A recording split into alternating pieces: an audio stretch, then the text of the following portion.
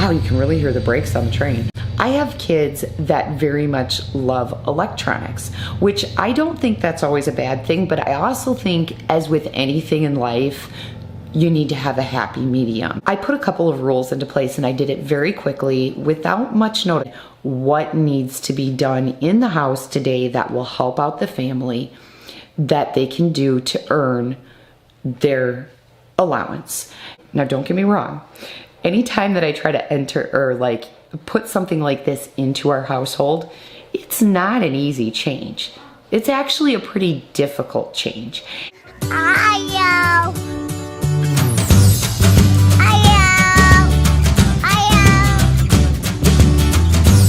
Alright, so I brought you guys in the kitchen, and I'm sorry the lighting is not the greatest in here, but I brought you in here because I had to tell you how proud I am of these kids tonight. Or today.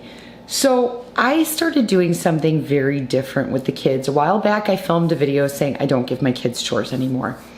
And I'm always looking for different things to do with parenting. I mean, we have certain things that we just do all the time. Morals and values that we instill in our kids. But I'm always looking for better ways to parent my children. And so I kind of brought you in here tonight because this is the hub of where this moment happened for me, and how things have changed up a bit in this house, and it made for a really good day. And I guess what I'm trying to say is, originally I filmed a video saying that I no longer give my kids chores, and I did do that, and I still follow that aspect to a bit, working alongside the kids and stuff like that, very much so, because I don't think that they can learn to do anything without having the proper guidance to do it, if that makes sense, I guess is what I'm trying to say. They have to have someone alongside them to show them how to do things, and that they can ask questions and they can try on their own. And then if they can't do it, there's someone there to say, okay, so this is the way we do it. When it comes to housework, when it comes to schoolwork, anything like that, for me, that's how I look at parenting, is that, you know, they say discipline is about teaching. And so I'm always looking for teaching moments for the kids, things that I can show them and help them with, and that sort of thing. And so you can hear the train in the background. It's going to be loud for a minute, depending on who's driving, how often the horn will go off. But, okay, so the horn's not blowing so much, but you can still hear it in the background quite a bit. So I had printed up some things off of that school site that I told you guys about in the video. And I had printed off some like daily schedule things, and I really like these because you can just dry erase, and I haven't checked everything off tonight. I can mark them off as I want to go, or as I do and don't want to do things if it's not a school day. There's like homeschool things on here, which is really cool that it adds like those homeschool options in there. And it was designed by a homeschooling site. But I had also printed up something because I was doing something with my kids where they're doing jobs and they're earning money that way, additional to like the responsibilities that they have. And so I printed up this thing called Chores for Kids today, and I'm not even sure. Oh, it's off of a site called thehappyhousewife.com. And I had just Googled in age-appropriate chores for kids. And so I printed this up as a guideline for myself when I'm looking to, instead of giving them assigned jobs, I'm looking at what needs to be done in the house. And then I look at this by like age appropriateness, and decide who I'm gonna dish chores out to today. Or that's what I did today, is who was I gonna dish out chores to? And what chores were going to be appropriate for them to be learning. And it was a way for me to say, hey, do my kids know how to do this at this age? And if not, it's something we can work on learning. So I made a stipulation because I have kids. Wow, you can really hear the brakes on the train. I have kids that very much love electronics, which I don't think that's always a bad thing, but I also think, as with anything in life, you need to have a happy medium with what you're doing. And so I try to instill that in my kids, and I found us kind of getting into this thing where as soon as school was done, they would want to play games, or if it wasn't their time to do school, they were wanting to play video games and wanting to be on electronics. And depending on what they're doing on the electronics, like if they're doing something that's educational, stuff like that, I don't mind so much. But continuously being on gaming, that is an issue for me. And it was something that I wanted to really start to minimize that amount of time that they're on games and have them doing other things, because there's a lot of things I see when it comes to gaming. I don't think that gaming's a bad thing at all. I don't have a problem with the kids doing it. But I also see that sometimes when they're on a video game too long, when they're on an electronic too long, they tend to get very frustrated. They get frustrated because they're trying to beat a level or they're trying to get some new achievement. And sometimes I'll see them yelling at the screen or things like that. And when it gets to that point, to me, that becomes a bit of an issue. And so I wanted to try to alleviate some of that in the house, because it's not only, I'm not only seeing the frustration in them, I'm also seeing the frustration in myself and in Matt, and then in whoever else isn't playing the games. It becomes very loud. And I mean, our house is going to be loud anyway. We have a lot of people that live here, but it was an unnecessary loud that was happening and an unnecessary frustration that was happening for them. And I started to see that it was affecting their entire day. I started thinking over several weeks, how could I start to alleviate this within our home? How could I make it to where they could have that happy medium? So I put a couple of rules into place, and I did it very quickly without much notice. I said, rules are going to change tomorrow, and I'll talk to you about it tomorrow. We're going to start the day a little bit differently, but we are not jumping on a video game first thing in the morning, because that was starting to happen. And I put these stipulations in place. One was school had to be done. 2 was you had to have your chores completed. And 3 was you had to have done a half an hour outdoor playtime before you could do anything else. So any of their regular responsibilities plus 2 additional chores. And so now, instead of them saying, okay, I have this chore and this chore, and that's how I earn my money, now they come to me and they say, what needs to be done? And that's become much more helpful, because some days, some of the things that they were being assigned to do to earn their pay weren't things that really needed to be done every day. And so I pulled out this list and I looked at it and I said, what needs to be done in the house today that will help out the family, that they can do to earn their allowance? And then what other things do they have that are their responsibilities? So they had to complete their responsibilities plus complete 2 chores that they would be working on to get paid for. So Ireland came in, she joined me. She's getting her dry cereal. What'd you help Mom with today? Clean the cook. What? Clean the table. You cleaned your toys off the table. What else did you do that you offered to help? This was a proud moment for me. What did you offer to help do today? Laundry. Laundry. She and T both helped come in and fold the laundry, because we ended up having to go to the laundromat to dry our clothes today. I said the heating element was going out. It did go out. And they came in and offered, and I had 2 loads of laundry that needed folded. So Ireland matched the socks. And you see this? She's getting out the broom and dustpan because she spilled cereal on the floor. Oh, she mopped the floor for me last night too.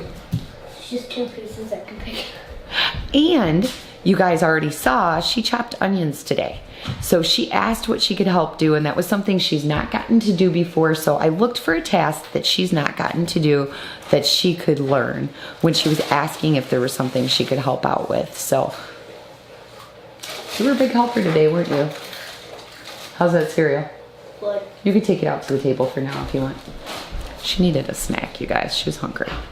So anyway, that's one of the things I did to alleviate some of our gaming addiction, and to also help get the kids learning to do more tasks and helping out in the house a little bit more, because we were finding, like I said, that some of the tasks that they were being paid to do, jobs that they'd been assigned, weren't always as helpful as they were intended to be. And not on any fault of the kids, just in the fault of the system that we had come up with. So yes, I do give my kids chores now. I just do it a little bit differently than I'd ever thought about doing it in the past. And these schedules are part of the reason that it was easier for me to design and easier to come up with. And this chart on age-appropriate tasks, I said before, I found it at the happyhousewife.com, and it was a free printable that you could put up, and I just mark it off. And it tells you toddlers, like what's age appropriate for them. Ages 2 to 3, then it does preschool, or age 4 to 5, early elementary 6 to 8, elementary 9 to 11, and then it does middle school ages 12 to 14. So any tasks that, like, say they're at this age and they learn, once they get to this age, they should be able to do all of these and be learning how to do these. So it's kind of a nice reminder too, to me as a mom, of what is age appropriate for them, and am I expecting too much, or am I not expecting enough out of them?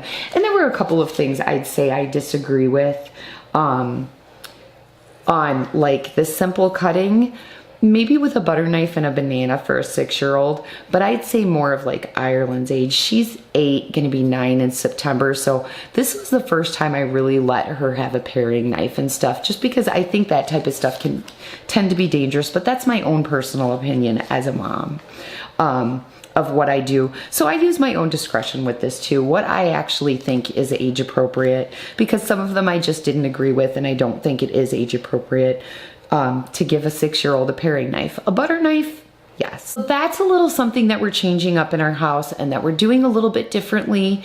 I think as a parent, you learn as you go. And you know, they say all parents make mistakes, and that's true. For us, handing out the chores and giving payment for a certain chore, you have to do this or this, that didn't work with our family dynamics. It might work in a different family dynamic, but it just didn't work for us. But having a list like this that I can look at and I can say, okay, what needs done in the house and who is it age appropriate for to ask their help? And, you know, even if I'm having to walk them through it and they're working alongside of me to learn how to do it, then maybe the next time or the time after they can do it on their own. So that's just a little tip and something that worked really well for us today. And it worked well to keep the gaming down, because now don't get me wrong, anytime that I try to enter or like put something like this into our household, it's not an easy change. It's actually a pretty difficult change. And I had one child that was like, is it time now? Is it time now that I can do these things? I want to get on the game. And there was a lot of insistence of, I want to get on the game, I want to get on the game, I want to get on the game. And I just stuck to my guns and I said, I've already told you when you can get on the game. You can get on the game after A, B, C, and D are done. And so the question kept being asked, and I just tried to remain patient throughout the day and say, I've already told you after A, B, C, and D are done, you can have that privilege and you can have this amount of time. And I actually gave a longer time. I gave 1 hour's worth of time for all the hard work that they put in. And it was hard at first, and it was hard to stick to my guns and say, this is the way it has to be. And be patient and stick to my guns and say, no, A, B, C, and D first. Then you can have this privilege. But it worked, and it worked well. It was a lot of work to do. It was a lot of saying to myself, you can do this, Mom. You can do this, because change is hard. It's hard for anybody. It's hard for adults, but it's especially hard for kids. It's especially hard for kids. And I knew I wanted to be patient walking them through this change, especially for the ones that needed it the most. And I've said this many times before. It's a saying that I've heard, and it's so true for me, that sometimes when our children seem to be the most unlovable is when they need the most love. They need the most patience. And it's hard to forget some days when there's a lot of chaos going on, there's a lot of stress going on, and there's a lot of things that need to be getting done. But at the same time, it was well worth it to me. And I know that tomorrow, it might be a little bit easier. Could be a little harder, but it might be a little bit easier because I stuck to my guns today. So anyway, I just wanted to share that with you guys. It worked well for us today, and I like to share those parenting moments when they do work well. The summer cold's killing me.